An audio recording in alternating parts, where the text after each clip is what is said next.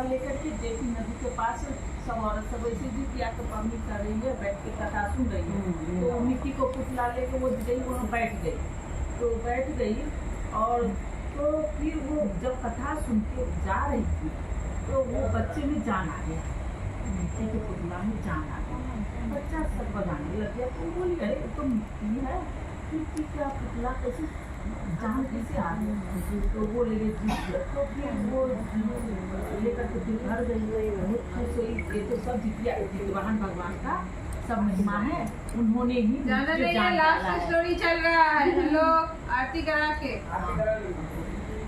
तो जितवाहन भगवान ने उसमें जान दे दिया है। उनके कृपा से मैंने आज व्रत किया कथा सुना, तो हमारे उनकी कृपा से भगवान ने बच्चा दे दिया। बहुत खुश हुई। तो फिर भगवान ने ऐसा मन दिया, उसका पति भी लौट के आ गए। तो फिर भगवान उसका पति आ गए।